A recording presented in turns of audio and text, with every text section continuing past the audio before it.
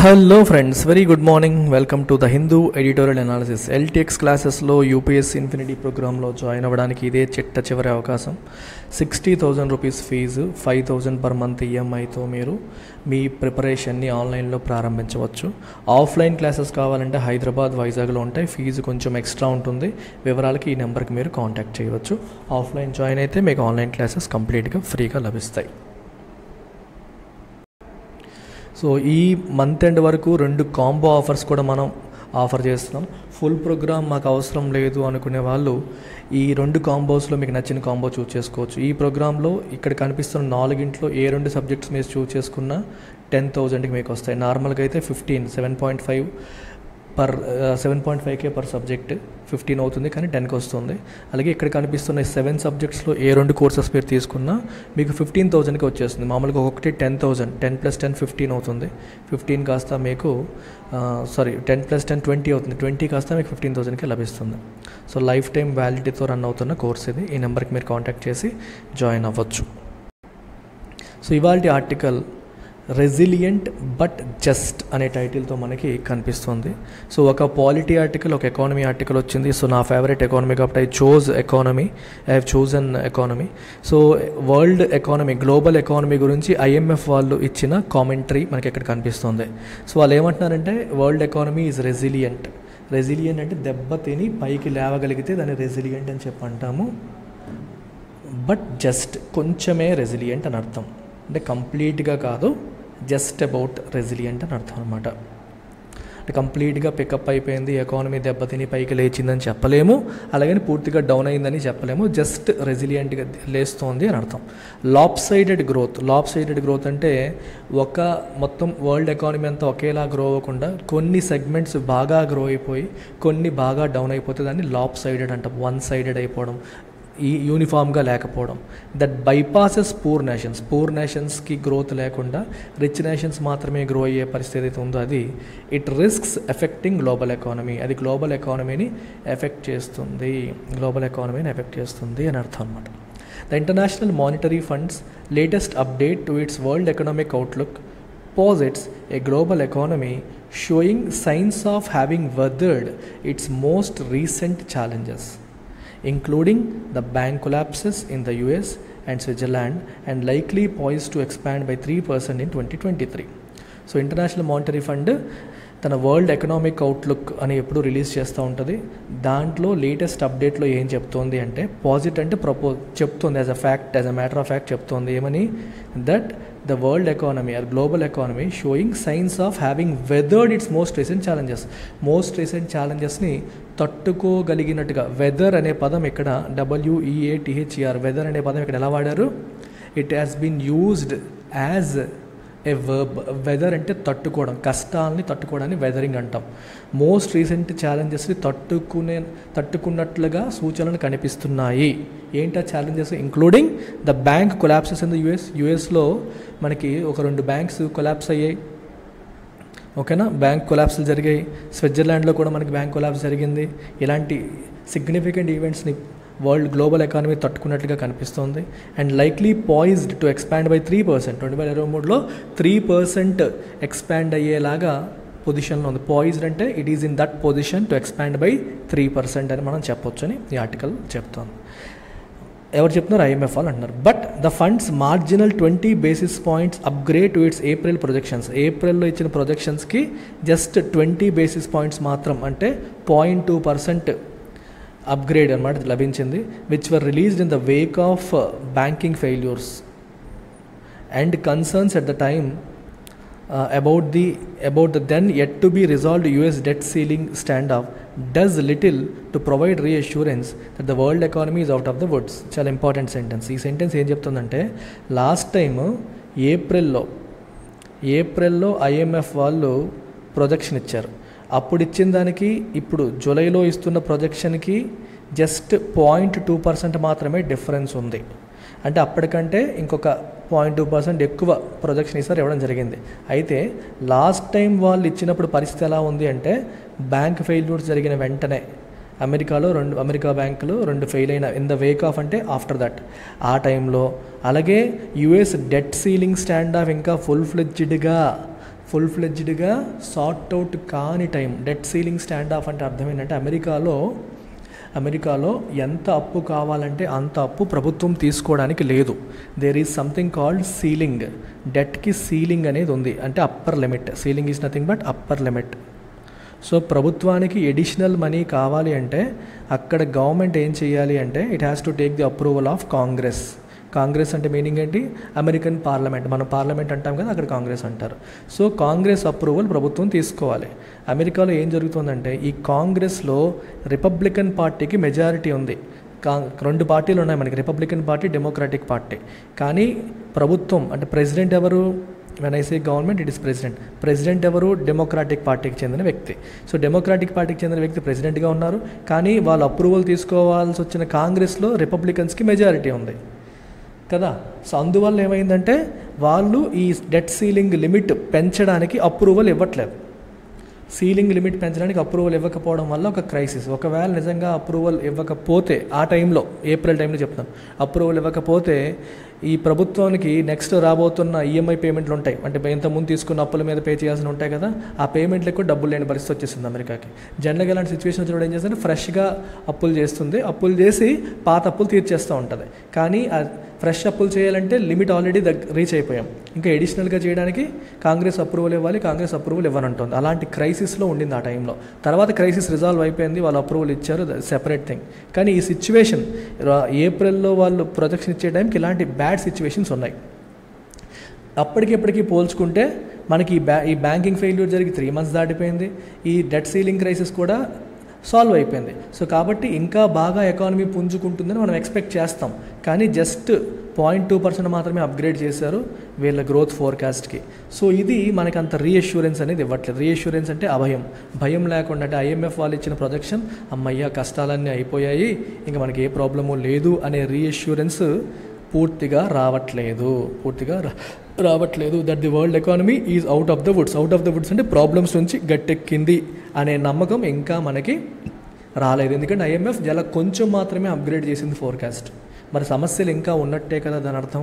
అది as the IMF chief economist Pierre Olivier Gourinchas caution అంటే జాగ్రత్త చెప్పారు. ఏమని చెప్పారు? ఆన్ ట్యూస్డే ఏమని చెప్పారంటే many challenges still cloud the horizon అంటే కనుచూపు మేరలో కనిపించే ప్లేస్ని మనం హొరైజన్ అంటాం. అంటే మన కళ్ళుతో చూసేటప్పుడు ఆ last point is the horizon. ఎంతవరకు మనం చూడగలుగుతున్నామో that boundary is horizon.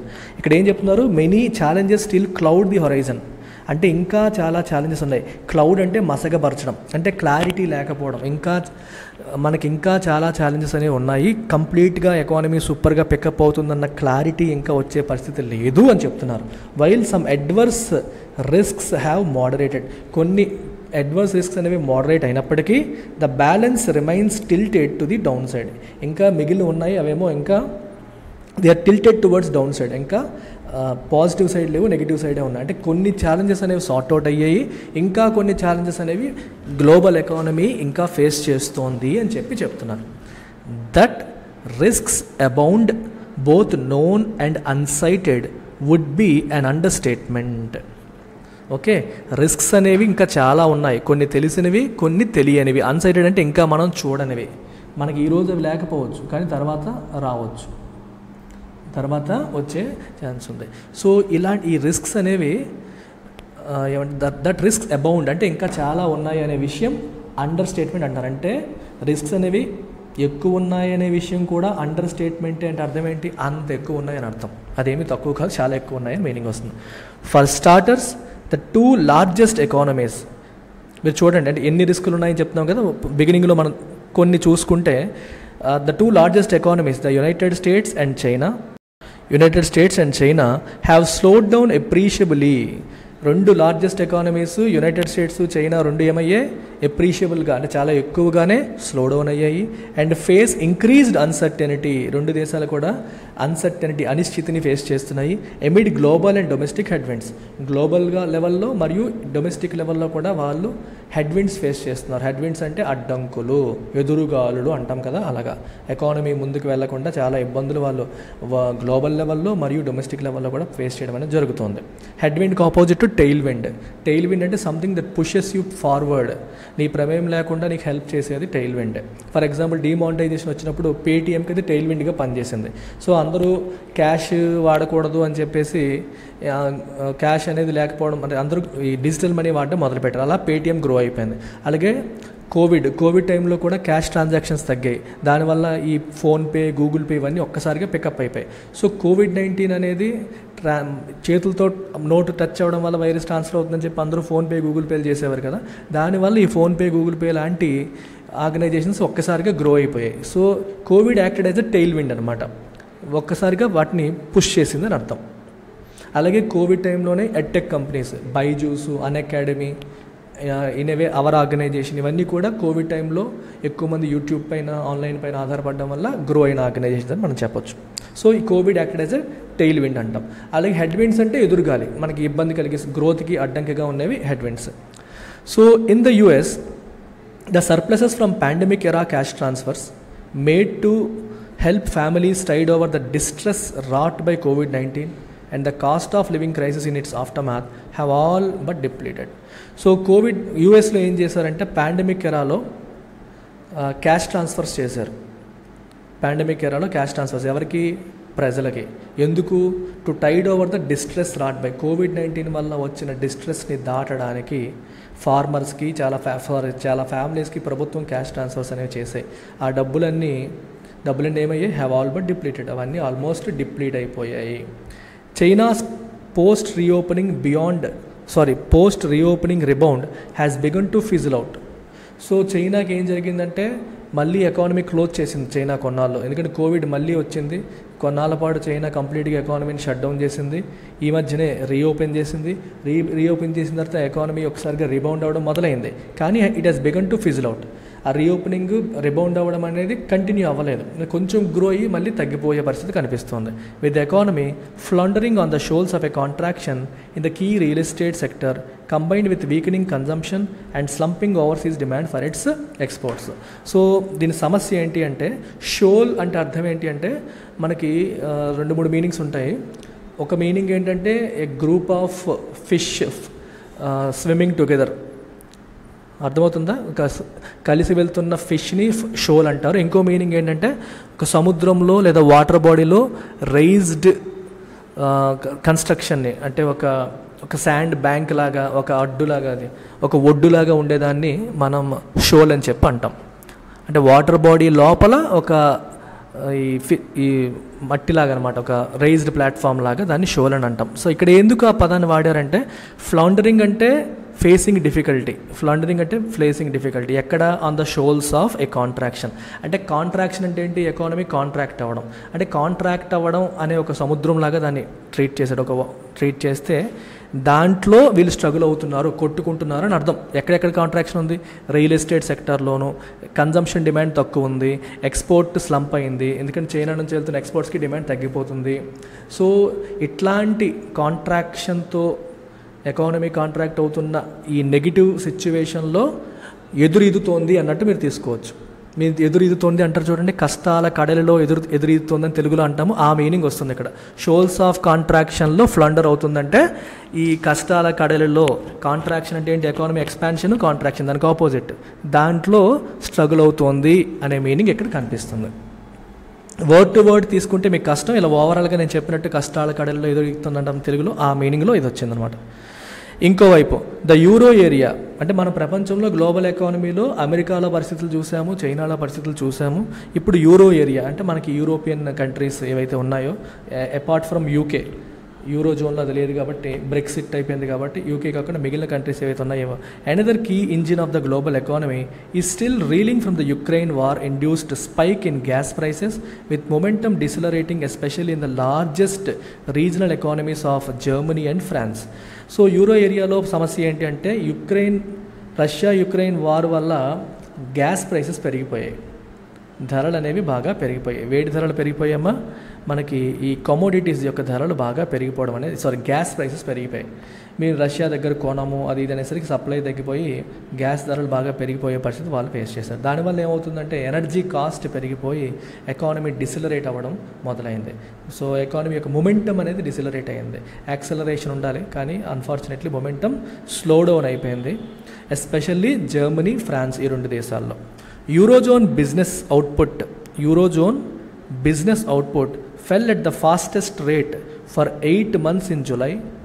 S&P Global's latest HCOB flash PMI survey showed this week. Eurozone business output ఏమైందమ్మా, fell at the fastest rate అంట. గత 8 నెలల్లో జూలైలో బిజినెస్ అవుట్పుట్ చాలా ఎక్కువ వేగంతో పడిపోయింది. ఇప్పుడు జూలైలో గత 8 నెలల్లో అన్నిటికంటే ఎక్కువగా పడిపోయింది, జూలైలో పడిపోయింది. ఎవరు చెప్తున్నారు ఇది? S&P గ్లోబల్ వాళ్ళ ఈ flash PMI survey, purchasing managers index survey అని చెప్పి అంటాము. సో దీంట్లో ఏం చేస్తారంటే ఆ దేశాలకు చెందిన డిఫరెంట్ కంపెనీస్లో ఉన్న పర్చేజింగ్ మేనేజర్స్తో మాట్లాడి సర్వే చేసి ఈ పర్టికులర్ అది రైజ్లో ఉందా డల్గా ఉందా అనేది చెప్తారు. అంటే పికప్ అవుతుందా డల్ అవుతుందా అనేది చెప్పడం జరుగుతుంది. ఇక్కడ మనకి S&P గ్లోబల్ అనే సంస్థ, S&P గ్లోబల్ అనే సంస్థ along with this particular bank HCOB అనే ఒక బ్యాంక్ ఏదైతే ఉందో ఈ 2 కలిపి చేసే సర్వే అనమాట ఇది. S&P గ్లోబల్ మరియు ఈ పర్టికులర్ బ్యాంక్ కలిపి చేసే సర్వే. ఇది హ్యాంబర్గ్ కమర్షియల్ బ్యాంక్ అంటాం. హ్యాంబర్గ్ కమర్షియల్ బ్యాంక్ మరియు S&P గ్లోబల్ వాళ్ళు కలిపి చేసిన PMI సర్వే ఏం చెప్తుందంటే యూరోజోన్ బిజినెస్ అవుట్పుట్ చాలా ఫాస్ట్గా పడిపోయింది. అంటే ఈ పర్చేజింగ్ మేనేజర్స్కి ప్రశ్నలు అడుగుతారు. పర్చేజింగ్ మేనేజర్ అంటే ఏంటంటే ఆర్గనైజేషన్కి అవసరమైన అన్ని వస్తువులు కొనుగోలుకి అప్రూవల్ ఆయన ఇవ్వాలి. ఆయన ఇచ్చిన అప్రూవల్తోనే ఆర్గనైజేషన్లో అవసరమైనవి కొనుగోలు చేయడం అవుతుందన్నమాట. అలాంటి పర్చేజింగ్ మేనేజర్ అందరికీ చేసిన సర్వేలో ఇది తేలింది. Worse deteriorating forward looking indicators. ఇంకా ఏంటి అంటే ఫార్వర్డ్ లుకింగ్ ఇండికేటర్స్ అన్ని ఏ రోజు డిటెరియేట్ అవుతున్నాయి, అంటే రోజుకి క్షీణించడం అనేది జరుగుతుంది. ఏంటి? Flag the likelihood of the reasons down turn. Forward looking indicator అంటే రేపు పొద్దున్న ఎలా ఉండబోతోంది అని చెప్పి మనం ఇచ్చే సర్వేలు కావచ్చు, వేరే ఇండికేటర్స్ కావచ్చు, అవన్నీ ఏం చూపిస్తున్నాయంటే రీజియన్స్ డౌన్ టర్న్ రానున్న నెలల్లో ఇంకా డీపెన్ అయ్యే పరిస్థితి, ఈ తగ్గిపోవడం అనేది ఇంకా పెరిగే పరిస్థితి కనిపిస్తోంది అని చెప్పి మనకు తెలుస్తోంది. And with inflation, particularly core inflation, remaining well above central bank's targets, policymakers may be left with little option but to stay the course on inflation taming but demand retarding monetary tightening.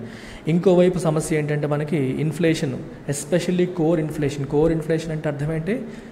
Overall inflation నుంచి fuel తీసేస్తే వచ్చేదాన్ని మనం core inflation అంటాము.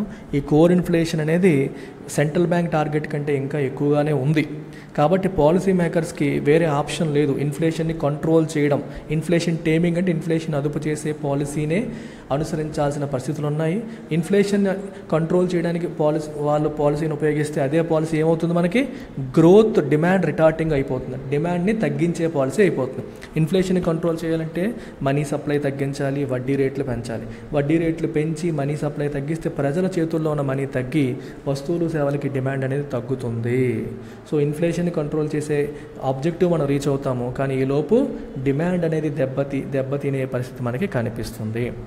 So Russia's termination of the Black Sea grain deal could also push up grain prices by as much as 15%, Mr. Gurinchas warned, affecting some low-income economies in Africa. Russia's termination of the Black Sea grain deal. ఈ Black Sea grain డీల్ని Russia terminate చేసింది. దీనివల్ల grain prices 15% పెరగవచ్చు అని ఎవరు చెప్తున్నారు? ఈ IMF chief economist చెప్తున్నారు. లో ఇన్కమ్ ఎకానమీస్ దీనివల్ల దెబ్బతినే అవకాశం ఉందని కూడా చెప్తున్నారు. అసలు ఈ బ్లాక్ సీ గ్రెయిన్ డీల్ అంటే అర్థం ఏంటి? మనకి యుక్రెయిన్ ఒకవైపు ఉంది కదా, ఒకవైపు మనకి యుక్రెయిన్ ఉంది, ఇంకోవైపు రష్యా, ఇంకోవైపు టర్కీ, ఇంకోవైపు యునైటెడ్ నేషన్స్. సో బేసికల్గా యుక్రెయిన్లో ఎక్కువగా గ్రెయిన్స్ అనేవి మనకి వీటు ఇట్లాంటివన్నీ ఎక్కువగా యుక్రెయిన్లో పండుతాయి. ఫెర్టిలైజర్స్, గ్రెయిన్స్ అన్ని చాలా ఎక్కువగా యుక్రెయిన్లో పండుతాయి. సో ప్రపంచానికి యుక్రెయిన్ నుంచే ఒక ఫుడ్ బాస్కెట్ లాగా అనమాట వెళ్తాయి. కానీ ఈ కోవిడ్-19 మనకి రష్యా యుక్రెయిన్ వార్ టైంలో సప్లై కట్ ఆఫ్ అయిపోయి వీటి గ్రెయిన్స్ యొక్క ధరలు పెరిగిపోయి పేద దేశాలు ఎస్పెషల్లీ ఆఫ్రికన్ కంట్రీస్ బాగా సఫర్ అయ్యే పరిస్థితి వచ్చిందనమాట. ఆ టైంలో ఏం చేశారంటే ఒక డీల్ సైన్ చేశారు, అదే Black Sea grain deal. July 2022లో ఈ డీల్ని సైన్ చేయడం అనేది జరిగింది. ఏం చేశారంటే వయా టర్కీలో మనకొక ఇది ఉంటుంది, ఏంటది, మన బాస్ఫరస్ స్ట్రైట్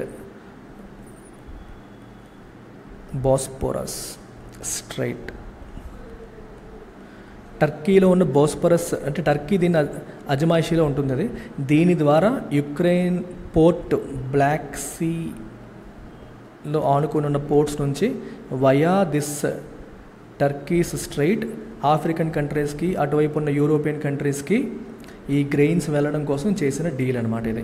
అయితే ఈ పోర్ట్స్లోంచి వెళ్ళే వస్తువుల్ని రష్యా నుంచి, టర్కీ నుంచి, యుక్రెయిన్ నుంచి, యుఎన్ నుంచి ఉన్న ఆఫీసర్స్ ఇన్స్పెక్ట్ చేస్తారు. ఏం పంపిస్తున్నారు ఏంటి అని చెక్ చేయాలి కాబట్టి. సో ఈ 4 దేశాలకి చెందిన ఆఫీసర్స్ పోర్ట్ నుంచి వస్తున్న వస్తువుల్ని ఒక టీమ్గా ఫామ్ అయ్యి ఇన్స్పెక్షన్స్ అనేవి చేస్తారు. ఇన్స్పెక్షన్ కంప్లీట్ అయిన తర్వాతే ఆ కార్గో అనేది అక్కడ నుంచి మూవ్ అవుతుందన్నమాట.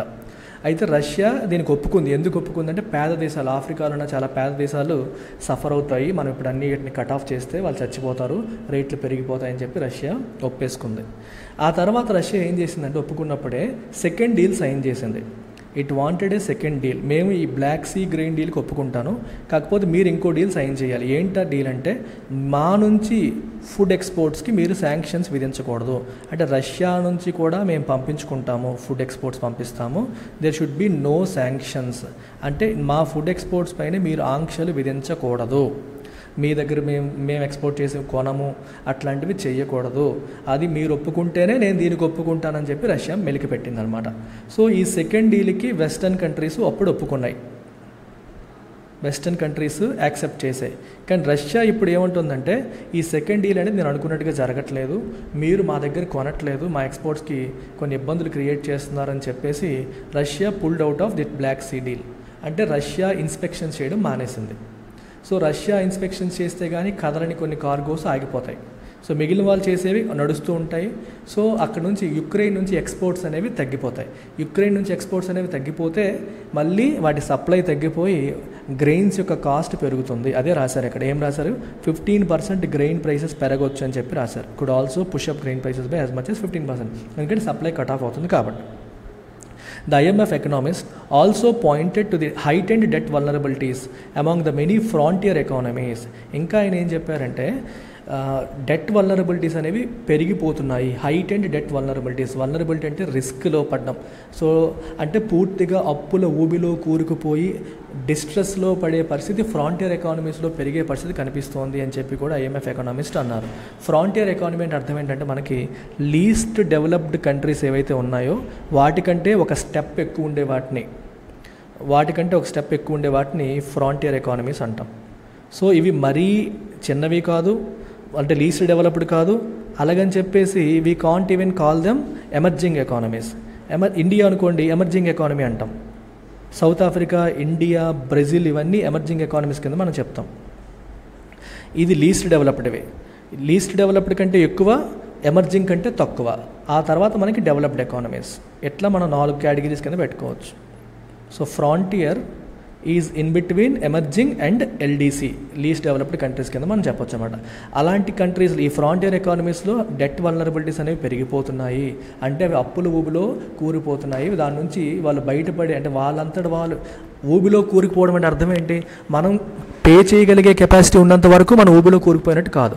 పే చేయగలిగే కెపాసిటీకి మించి మనకు అప్పులు ఉన్నప్పుడే అప్పుల ఊబిలో కూరుకుపోయినట్టు అనమాట. And stressed the urgent need for a concerted global debt resolution initiative. Concerted అంటే అందరూ కలిసి. ఇప్పుడు మ్యూజికల్ కన్సర్ట్ అంటారు, సంగీత విభావరి అంటే డిఫరెంట్ మ్యూజికల్ ఇన్స్ట్రుమెంట్స్ని ప్లే చేసే వాళ్ళు కలిపి ఒక పద్ధతిగా వాళ్ళు ప్లే చేశారనుకోండి, దాన్ని మనం కన్సర్ట్ అంటాం. అలాగే కన్సర్టెడ్ ఎఫర్ట్ అంటే నలుగురు కలిసి కోఆర్డినేషన్తో చేసేదాన్ని కన్సర్టెడ్ ఎఫర్ట్ అంటాం. సో గ్లోబల్ డెట్ రెజల్యూషన్ కోసం ప్రపంచ దేశాలన్నీ కూడా కన్సర్టెడ్ ఎఫర్ట్ పెట్టాలి. కలిసికట్టుగా ఒక ఇనిషియేటివ్ అనేది తీసుకొచ్చి ఈ హైలీ ఇండెటెడ్ కంట్రీస్ని డెట్ డిస్ట్రెస్లోకి స్లైడ్ అయిపోకుండా కాపాడాలి. డెట్ డిస్ట్రెస్లోకి స్లైడ్ అవ్వకుండా, జారుకోకుండా వాళ్ళని కాపాడాలి. అర్థమైందా?